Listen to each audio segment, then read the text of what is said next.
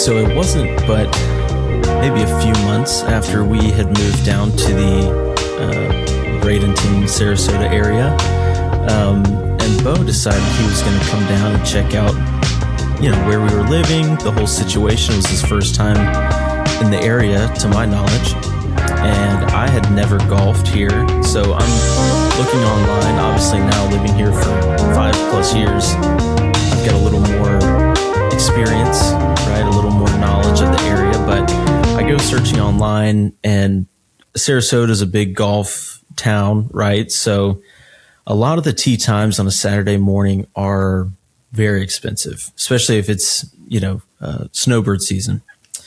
So I'm looking at it. All these tee times are $80 plus, which moving from Gainesville, playing at Meadowbrook, $80, I'm like, I should be able to get a summer membership for $80 is my thought.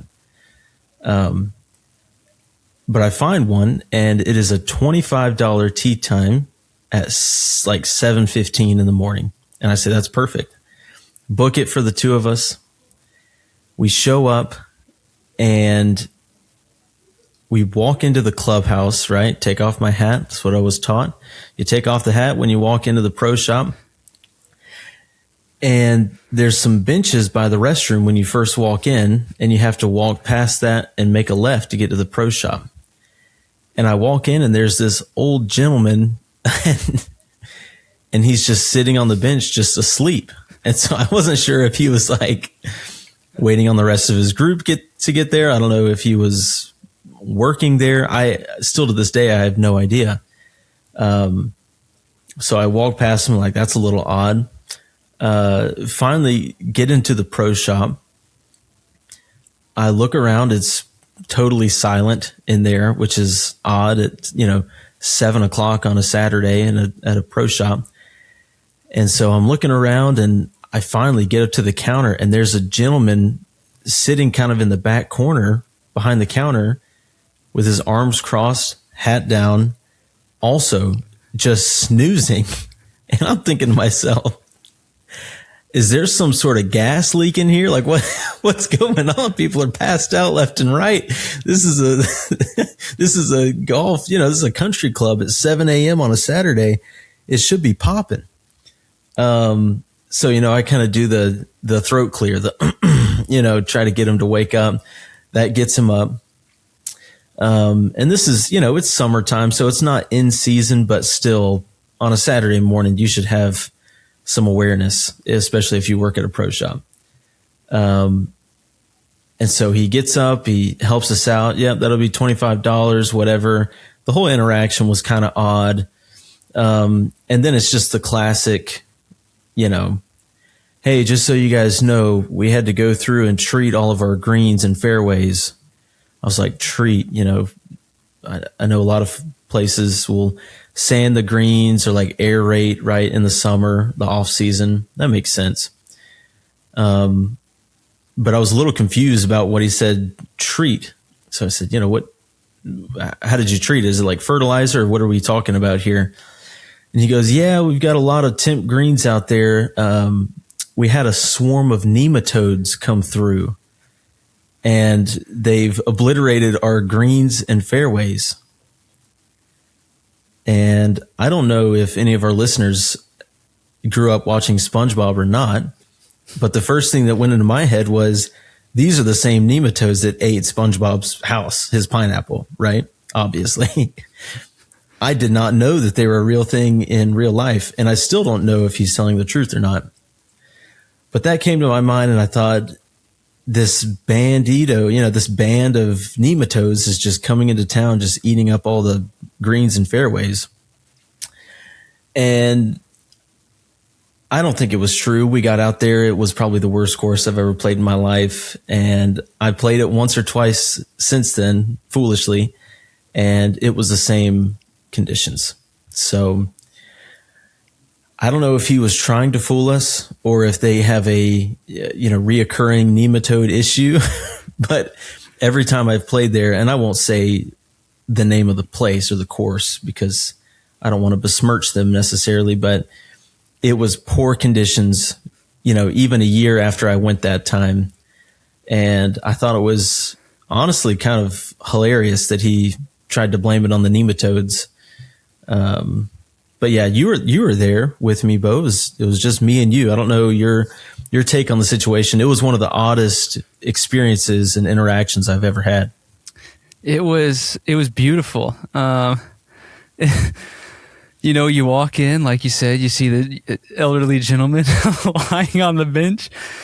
And I remember we talked to the guy at the pro shop who woke up from his long-term nap, it seemed. And he shared that his night beforehand was not the greatest. He was a little out of it. As one would say, this is a family podcast, and so we want to keep it that way. But let's just say he participated in some extracurriculars, and I don't think those extracurriculars involved the fairways or the green of the course that was trying to fix the nematode issue. And it's kind of sad to hear that the nematodes are still persistent all these years later. I believe that's 5 years later, and the nematodes are still, how would you say, they are managing the course. The course is not managing them. And I think you come into a decision at some point. Is it time to blow up the course? If you can't get the nematode issue going and taken care of, it might just be time to call it a day. At what point do you say, man, I'm charging $25 a round. Nothing's helping. No one's going to pay $60 a round. And so that's what happened to our fellow friends at Meadowbrook as well. And I want you, Brett, to know I drive by there almost every day. I cherish the times we had together on the course. Some days I get emotional because I'm recalling our times together, and I'm telling them to my fellow comrades and coworkers about how the glory days existed when you could go 4 p.m., 18 holes with a cart for $18. You're not going to beat that anywhere, I don't think. And it's actually quite sad how bad we were. But yes, that was a once in a lifetime experience for sure. Double pro shop nap time at 7 a.m. Never experienced that before, but they allowed us on the course. I will say hole 18, you have the ponds that haven't gotten rained in, and so you have all that muck and mire, if you will, and you bristle around in the rough, and you just discover hundreds of golf balls available to us. And if we had about an hour on hole 18, I think we would have come home. And in fact, correct me if I'm wrong, but we got a Ziploc bag. You had this genius idea. We got to get the dirty balls, put them in a Ziploc bag, zip them up, put them in your bag, then put them in the concoction at the house. Let them clean a little. Is that right? Yeah, that's exactly right. That's a trick I learned from my Pawpaw Dykes. You get all these filthy balls out of the pond, right? Throw them into a bag or, a bucket of some sort. Get some Dawn dish soap, get it in there, either if it's in a bag, squeeze it around. If it's in a bucket, stirring around, just agitate it a little bit. And then just get a wet, like a shop rag afterwards. And, if you put a little elbow grease into it, you're liable to come out with 20, 25 balls that are in decent shape. If you're paying $25 to play the course, I mean, you do the math on that one. I think you're coming out in the black. But I also cherish our times at Meadowbrook. I oftentimes tell Molly, and I don't think she quite understands because, male and female minds just work so differently. But there was a few months in my life where it was quite literally the best time of my life. And that's not even, I've got kids now. I love my kids, right? but from a strictly like just guys being dudes standpoint, probably the best 3-4 months of my life. Realistically. Yes, it was unbelievable.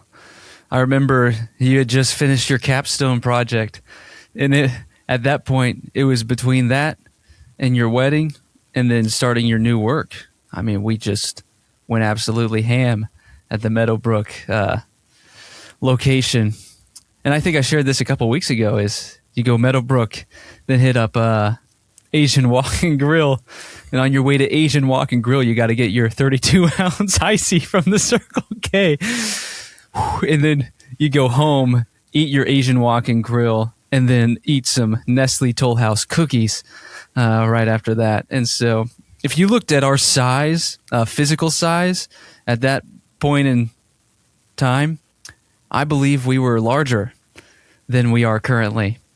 And so our hearts were also larger, I think. I had a lot more to give back then. The goated move, I'll tell you what, the goated move was, like you said, capstone for me was basically done. I had, I don't know, maybe 2 small assignments left on it. Hit the course in the morning on a Tuesday or a Wednesday. At that time, my classes are basically phasing out. And then you go hit up patty cakes afterwards. Go back to your place, rinse off, hit patty cakes around lunchtime, and just do what for 3 hours? Just hang out in a coffee shop, a little bit of yap, chat, vanilla latte, spend 3 hours on a 25-minute assignment, and then, whatever you wanted to that night. It was truthfully 0 responsibilities and just the most fun of all time. Yes, it was beautiful, and it's actually pushing me. So I went on this golf retreat this past week or 2 weeks ago, and it reminded me a lot about those times, because all we did was we woke up in the morning, of course, circa 6:30 a.m.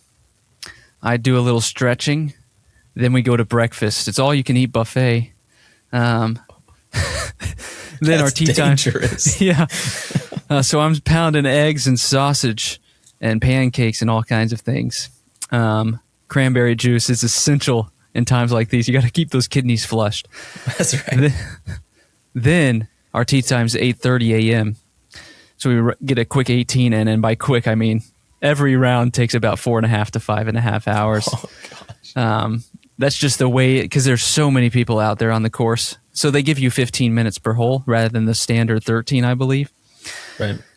But after that, we'd go get lunch, which is another large meal. Then, right after that, we go play another 18 holes. And at this point, it's 6 or 7 p.m. And so after that, we go get dinner. And we just eat. And then we go to bed. The next morning, wake up, same exact thing. It was beautiful. You want to talk about no responsibilities? I think I turned my phone off, or at least I just put it in my bag and said, I'm golfing today, folks.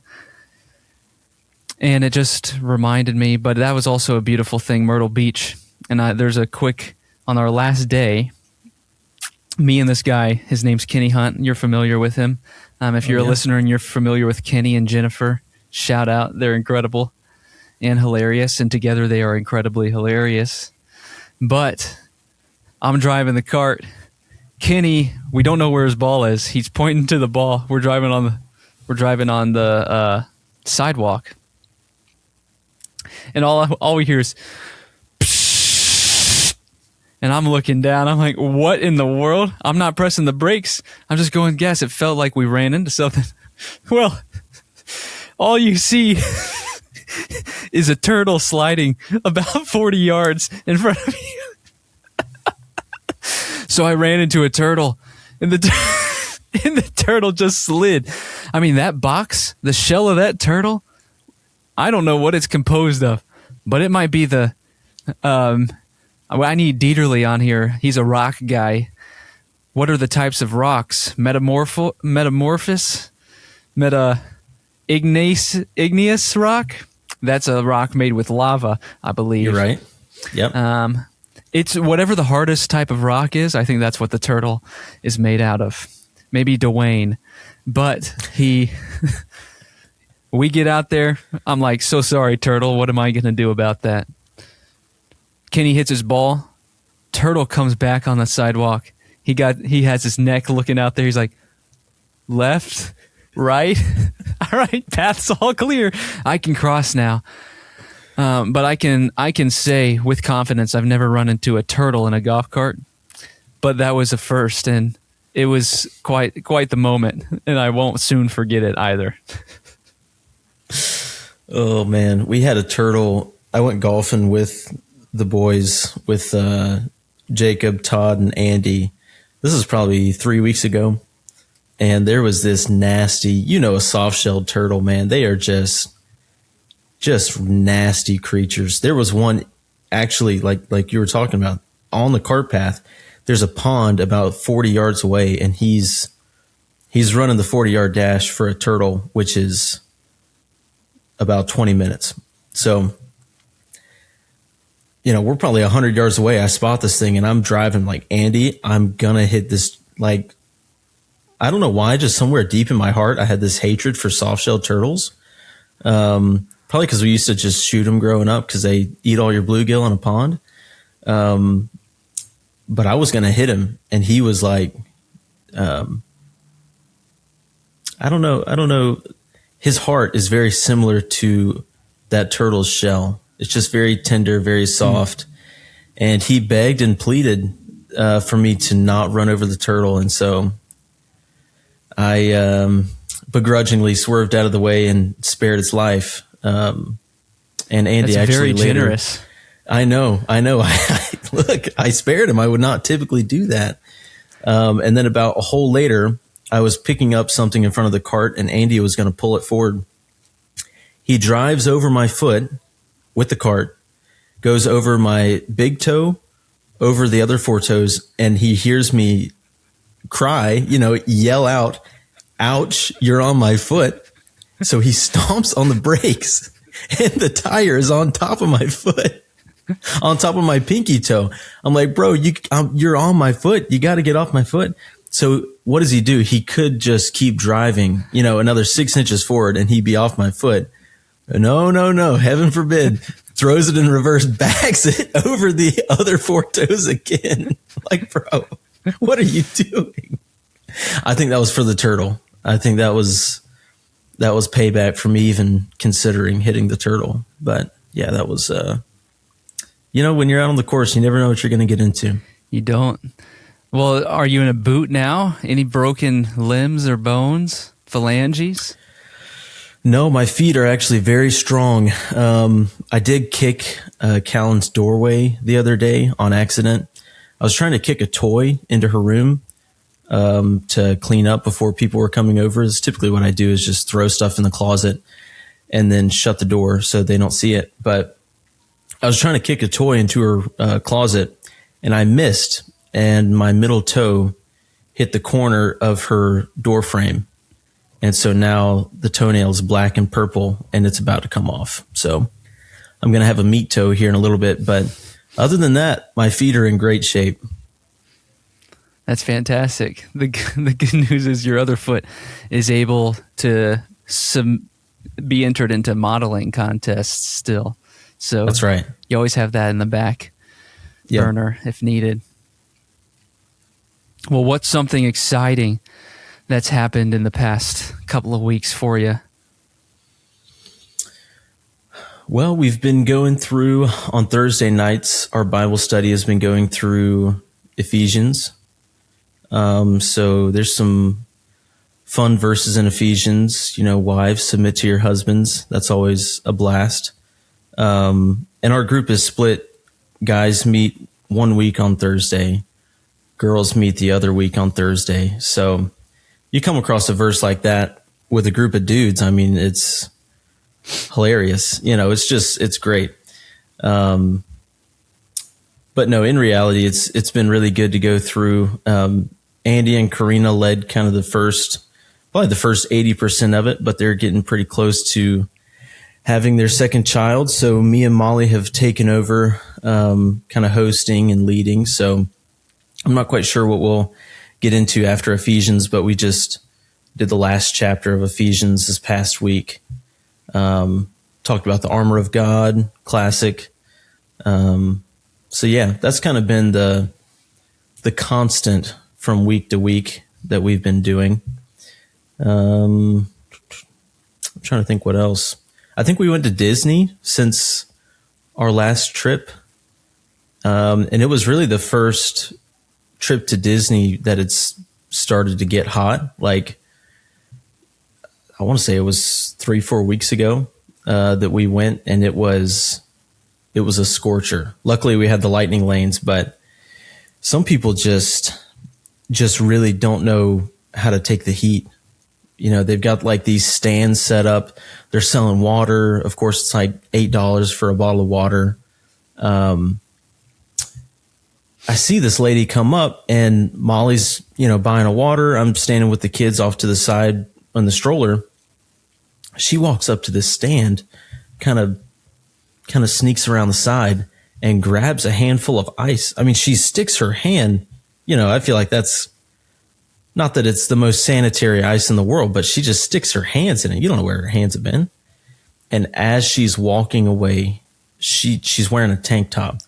She opens up, doesn't open up. She takes the ice cubes and drops them down her bra. Couple cubes on this side, couple cubes on that side. And she doesn't even wait to do that. She just goes up to the stand, grabs the ice, puts it in there, and walks away. And I'm looking at her like she's got 3 heads. I'm like, you're an animal. This is the craziest thing I've ever seen in my life. But I guess, I don't know if she's from Florida or not, but if you've never been in that heat before, it'd probably make you do some crazy things. Yeah, I mean, the only thing I could think is crazier than that is a young man desiring to run over and kill a soft-shell turtle. What? No. That's balancing the ecosystem. What she did was potentially criminal. I haven't checked the books, but potentially criminal. Citizen's arrest time. It might be time for a citizen's arrest. That would have been incredible. Just tackle her right there in the middle of Disney. So I was reading a book and then reading an article and then watching a videograph. I'm curious what you think about what I'm about to ask. Okay. There is a war on pleasure. There's a war on pleasure.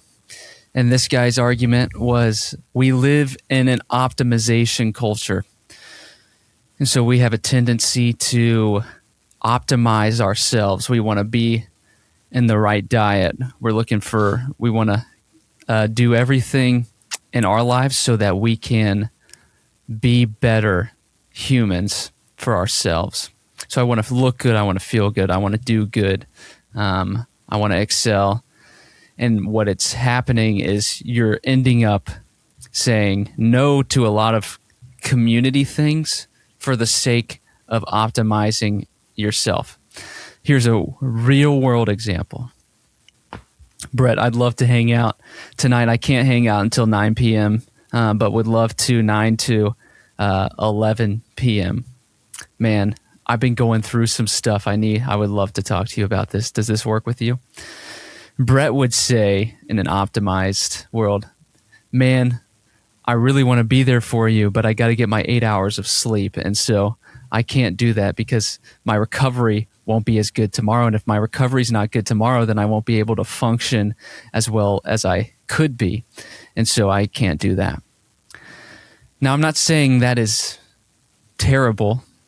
I'm asking, do you think there is a war on pleasure that humans in general are struggling to enjoy their life, or they're missing the enjoyment of life for the sake of what they think is going to reach some ultimate form of pleasure in this life? Yeah, I don't know if I would call it a war on pleasure necessarily. That sounds a little odd, but but no, I certainly think that, like, you have to, in my mind at least, and this is probably just my worldview, but I would think that community would be more important than an extra hour and a half of sleep. Obviously, you see that displayed in my life quite often. Maybe every other weekend I'll stay up with the boys. We're, smoking some cigars, having some Coca-Colas till possibly even 1:30, 2 o'clock in the morning. And then alarm goes off at 6:15 to go to church the next morning. I'm getting 4 hours of sleep. But what did I gain?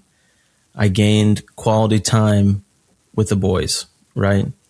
So I think in my life, I've certainly taken the community approach, if you will. And I would say that that's maybe not the ultimate pleasure, but I would say that's where I get my pleasure from, is the guys. You know what I mean? I get my ultimate pleasure from guys. That's what it all boils down to. But at the same time, I'm never getting 8 hours of sleep. In your scenario, even on a weeknight, you know, probably the most I'll get is 7 hours, usually 6.5, 7 hours. So I just could never see myself, you know, maybe shunning isn't the right word, but putting off somebody just to, you know, just to optimize myself. Now, if I'm crazy tired and someone's like, text me at 9 o'clock at night, hey, do you want to hang out? You know, that's probably going to be tough. But yeah, I just think you got to prioritize community. Yes, I would lean toward the similar thing. I also find myself tempted to fall into the optimization. I like the term optimization culture, just in the sense that there is seemingly people are looking for achievement through optimizing themselves rather than what we would say as followers of Christ, the ultimate optimization, which would be accepting him as Lord. That's going to fuel. That's why community is so important. And so the more we have a tendency to optimize and isolate, I believe the more detrimental that actually is. Not that you shouldn't take care of yourself, but if all I'm thinking about is myself, how am I protecting me? Well, then I've just become a terrible friend and a person that is seeping with pride in my thoughts. Because if the root question of my life is, how is that going to impact me? There's a great problem with that. And whether you're a follower of Jesus or not, you're going to run into an issue if you live like that. And so I'd agree the community aspect is absolutely essential for optimization, but the optimization culture wouldn't necessarily proclaim that from the mountaintops. I thought it was interesting what this guy's argument was. And this guy was not a Christian. He was just saying these are trends that he's noticing. And maybe that's going to push him toward that prayerfully, the Lord Jesus. Yeah, it kind of makes me wonder, you know, whenever I think of optimization, I think of the ultimate human, right? I know Gary That's exactly Brecka what this guy's getting at. Is someone that you follow, someone you believe in, I think. But I wonder, I think you can do, how do I say this? I think to be the ultimate human, I think it's less about hydrogen tablets and breath work and probably more so studying scripture, fellowship with the brothers, right? Not saying that you can't do both. I think you certainly can. But I think, gun to my head, you know, if you had to make a decision, I would think that you're more likely going to be, how do I say this? I'd rather be sanctified than add a year and a half to my life, if that makes sense. It does. And our listeners, it's important. We're not saying these things are mutually exclusive.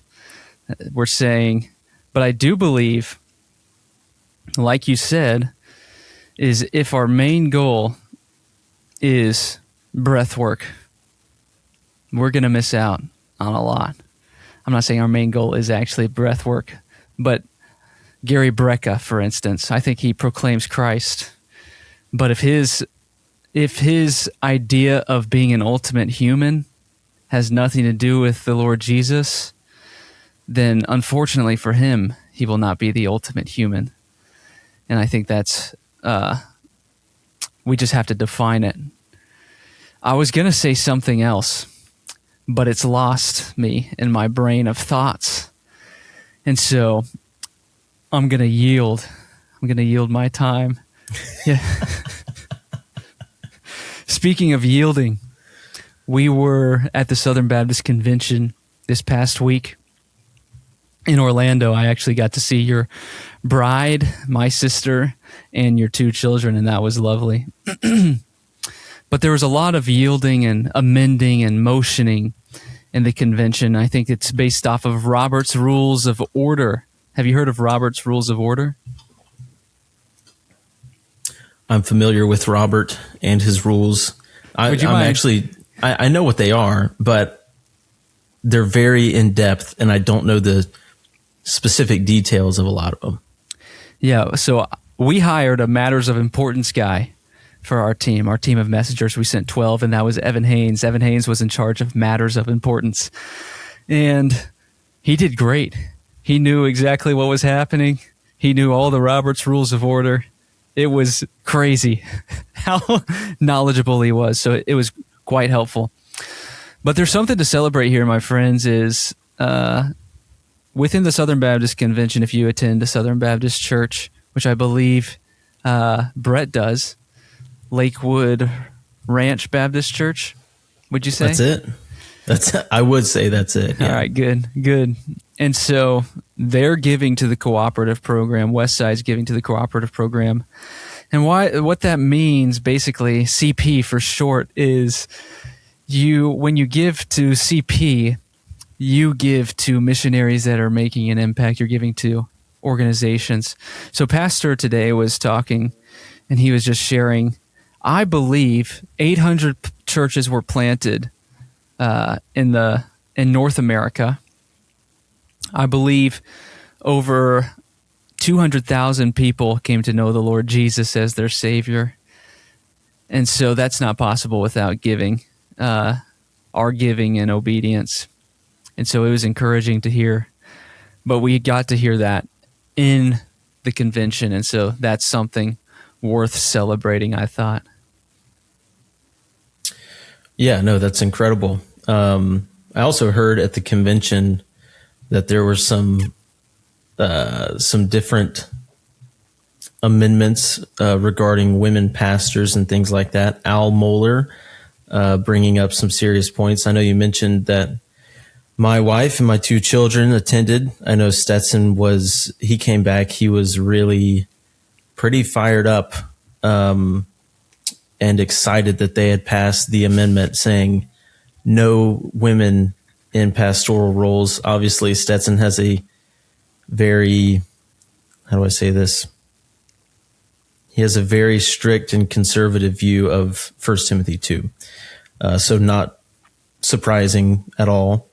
But yeah, seems like there was some back and forth on that. I was under the impression that there was already, some bylaws on the books regarding that. But yeah, I'd love to get your take on it, because I heard you also, did you also,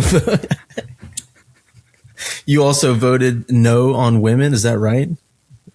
Seems a little sexist. That is wrong, actually. But I could give my take. I think there's certainly grace that needs to be extended, but I'll preface it with this: the amount of division that I've seen is unexplainable and unchristlike, I would say. I'd have a tendency towards. So I think the big thing is, if you voted no on the amendment to add into the Constitution this affirmation of Scripture, though it is, like you said, in the bylaws and the Baptist faith and message, that automatically means you don't believe in the doctrinal complementarian view of Scripture. I wouldn't agree with that take. So if you look at the statistics, like 77% voted yes on the amendment, 25% voted no on the amendment, and the other 2% were disallowed. So the people who voted yes on the amendment would say, also those numbers don't add up, by the way. Just for our mathematician, shout out James Gary in here. But if you were to vote no on that amendment, that does not mean that you disagree with the doctrinal stance of complementarianism. You would lean toward, why would we add it into the Constitution, that document, when it's already a part of the Baptist faith and message? And so, and I would say, this is my take from being in the room, there was not enough debate for me to hear both sides of the argument. There was not really any debate at all, and I think that's what I didn't enjoy the most about it. But all of which to say, I would agree doctrinally that the office of lead pastor, overseer, elder is male-led only. Do I believe that women can have pastoral roles in the church in the essence and function of shepherding other women or leading in other capacities other than lead pastor, overseer, and elder? 100% I do believe that. And so I think the argument against the constitutional amendment would be two things, one of which is it's unnecessary to add into the Constitution. Not that it's not true, but it's unnecessary to add because the Constitution is a constitution. It's not a doctrinal statement. The Baptist faith and message is a doctrinal statement. Then the other reason that I've read, I don't know if my thoughts are fully formed, but is that the actual amendment statement that it was being proposed said something to the effect of, this is for pastors, specifically teaching pastors, over assembled congregations. And so the question was, well, what is considered a assembled congregation? What is considered a teaching pastor? Does a woman giving a testimony about how Jesus saved her to the assembled congregation, can she not do that? And so I think that's a question that did not get raised on the floor of debate. And so, again, I would lean toward the church, the way that it was voted, though I didn't necessarily enjoy the way it went down, I think it happened according to the rules. All of which to say, then that's why Robert's Rules of Order matter, I'd say. It's the most efficient way to accomplish business in a large group setting, and this is a large group of 11,000, 12,000 people. So though I didn't really enjoy how it all went down and didn't hear the sides, and I don't think there was enough debate, it doesn't really matter what I think. They did it according to the rules. And I'll tell you what, the president of the Southern Baptist Convention, it doesn't really matter what he thinks either, because he's just doing things according to the rules.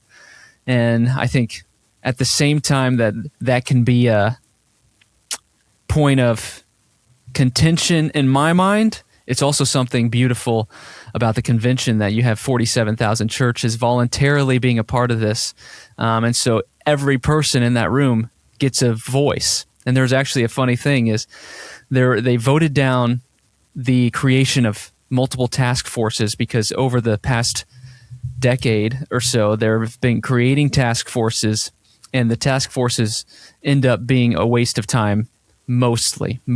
I won't say that's full-fledged truth. And so they voted it down. And then the next day, this guy asked a question. He said, all right, so we just voted down all these task forces. How would you, President, recommend us moving forward in some of these areas?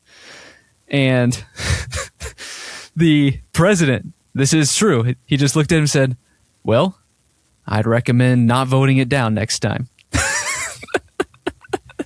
And so that's just the truth, though. And it was funny the way he prefaced it, because there's something, I think, human that's like, oh, that didn't go the way I wanted it to.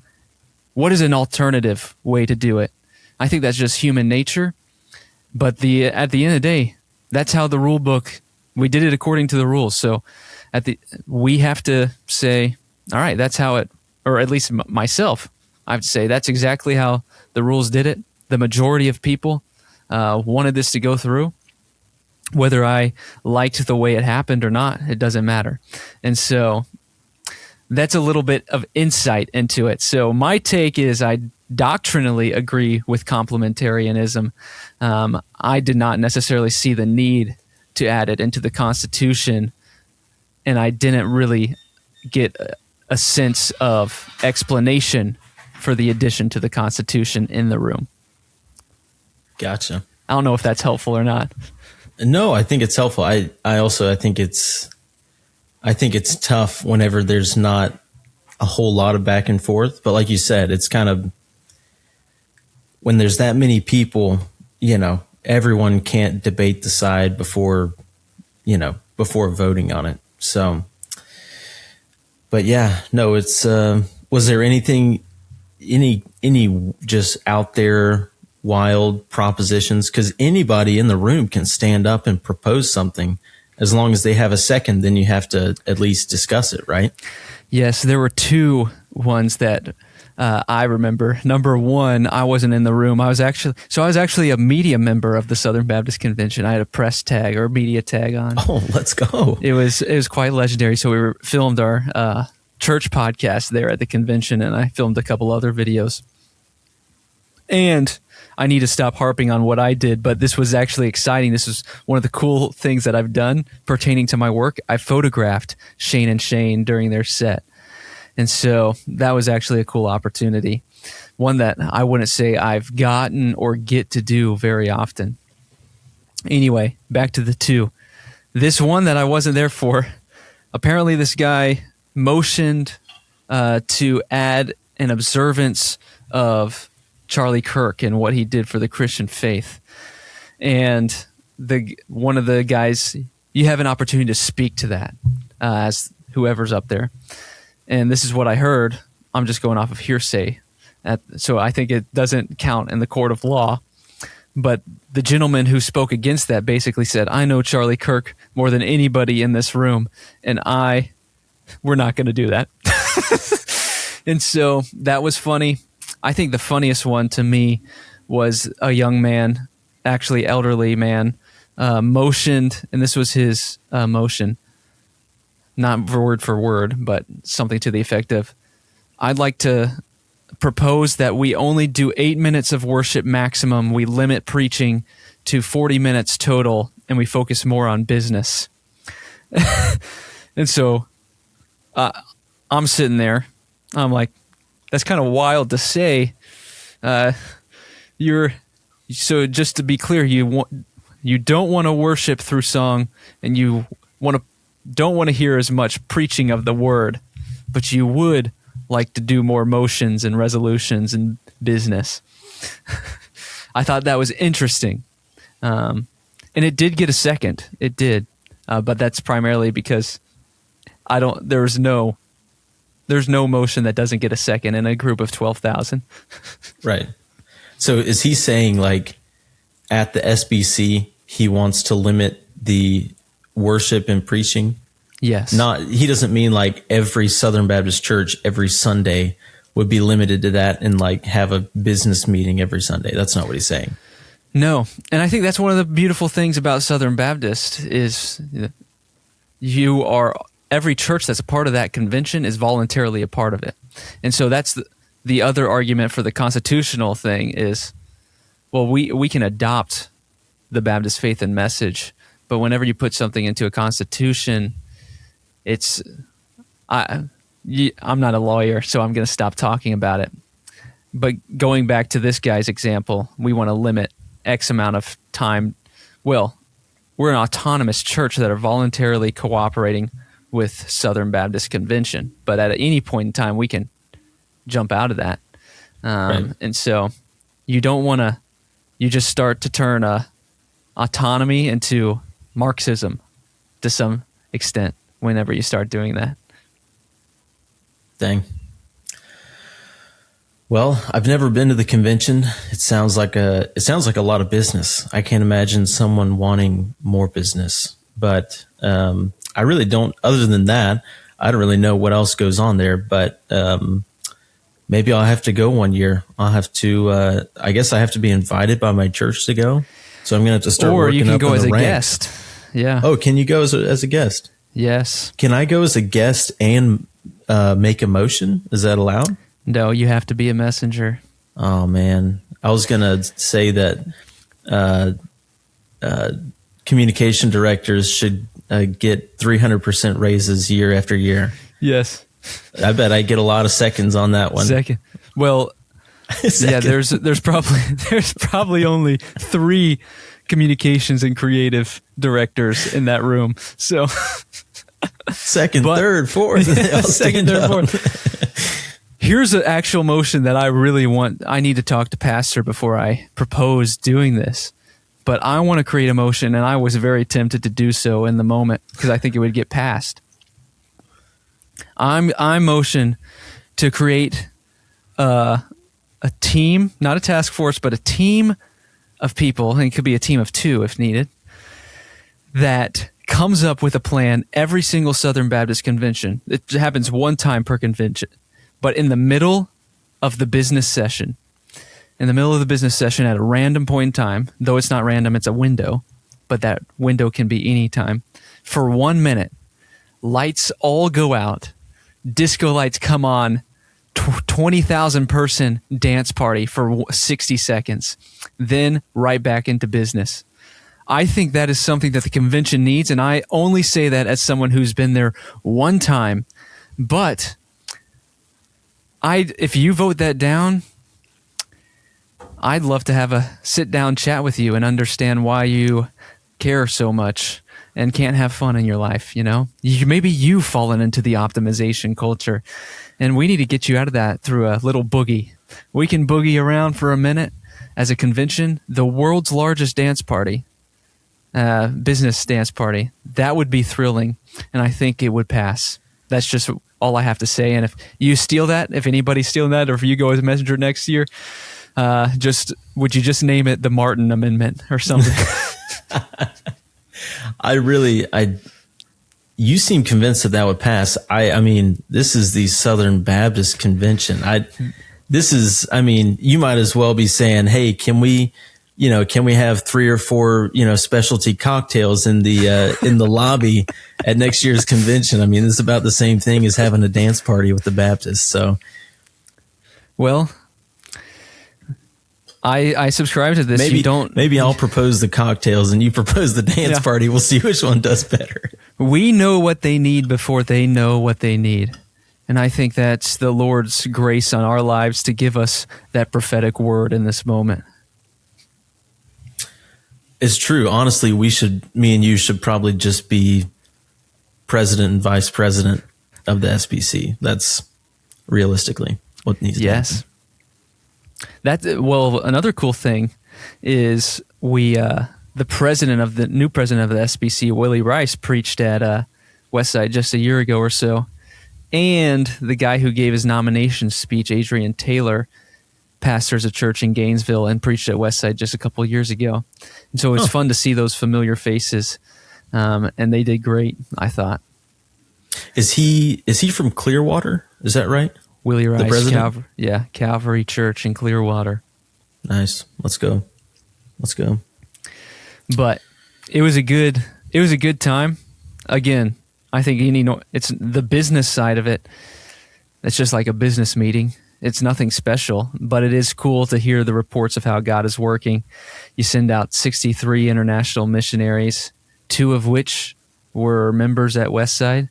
And then you get to hear the reports of how that mission work has impacted the world and lives around it.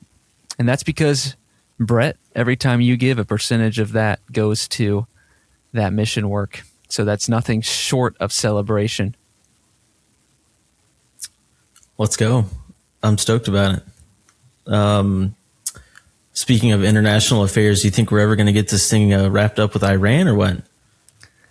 I heard it's not a war. This is what I heard.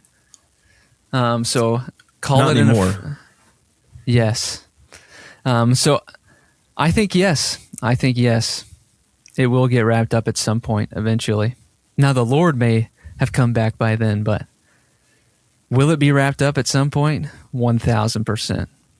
Yeah, I guess that's too broad of a question. But yeah, I mean, for a war for 4 weeks, we've been in a ceasefire for the last 3 or 4 weeks, where both sides have lobbed a few missiles. Who hasn't done that under a ceasefire from time to time? But Right. It's fair yeah. game under ceasefire. That's right. That's right. Look, it's the bloodiest ceasefire the world's ever seen. And speaking of economic affairs, because I believe the international affairs affect the economy, it is looking, Elon Musk has just become a trillionaire. It's looking like those who are invested in any type of index fund that's required to purchase Tesla and SpaceX stock should expect a decrease in gains at some point in the near future. Now, don't fear. Brett and I are non-licensed fiduciary advisors, and so we can legally give you advice. Hold. Buy and hold. Do not sell in these times of weariness. Things will decline, but you know what the decline means? An incline is incoming. And so that's something worth celebrating. And if you decline, if you sell right now, you will unfortunately cause Brett and I's retirement accounts to also decline far beyond what we can manage. And so you need to hold for the sake of the next generation. That's obviously true. I love the saying, and this is a Dave Ramsey saying, no one gets hurt on a roller coaster except for those who jump out, right? So it's a dang roller coaster. If you hold on, you're going to be just fine. You know what I mean? Over time, it's going to work, but you can't jump off the roller coaster because that's when you get hurt. I'll need to preface that advice for just a couple of things. Number one, you will get hurt on a roller coaster if you eat Ritz crackers, an entire box of Ritz crackers on an 8-hour car ride to Busch Gardens, and then the first thing you do is the loop-de-doo dragon with 3 upside-down flips. You will hurt, and it will be your internal guts that will be hurting, and then you will vomit and upchuck the Ritz crackers that you've just consumed. And so just handle those roller coasters with wisdom, and certainly do not jump out. But I do want to say you can be hurt on roller coasters even if you do not jump out. That's a tough one. I feel like if you look, eating Ritz crackers, I wouldn't think that Ritz crackers would be that big of a deal. I've seen some fellas go through, a couple handles of butterbeer before and jump on a real loop-de-loop at Universal. And that also does not work out well. But I would think, man, a dang turkey leg and some butterbeer would probably fare worse than a sleeve of Ritz crackers. But to each their own. Yeah. The problem was it wasn't a sleeve of Ritz crackers. It was 5 sleeves of Ritz crackers. Oh, jeez. Oh, dang. That's a different story. But still, I would think, it's just kind of bread at the end of the day. I would think, if you had some, I don't know, maybe some chili or something in your stomach, that would really mess you up. But yeah, I mean, it's a lived experience that you've had, right? So yeah, 100%. Well, any final thoughts for our listeners? I think this has been one of the great times we've had together, and our listeners are loyal and faithful, and we love you so much. But I don't know if you had anything you wanted to share. No, nothing additional. Just, go through and put on the full armor of God every day. That's going to be my salutations. That's a beautiful salutation. But before you get to your salutation, I forgot a key thing. Your song of the week. Anything you've been listening to that's requiring you to move your hips just a wee bit? Yeah, the last couple weeks, me and Stetson have been listening to Rhinestone Cowboy a lot. He loves it and he sings it all the time. So that's going to be my song of the week. I love it. Rhinestone Cowboy is a great nickname. My song of the week is called Baptism of Love. It's by Church of the City in New York City, that is. And I'm not totally sure all the lyrics, but it sounds great. And I would recommend giving it a listen. And so, like Brett said, you need to put on the full armor of the Lord, baby. And at the same time you put on that armor, we're going to love you deeply and generously. And that's why we're going to see you in 7 days.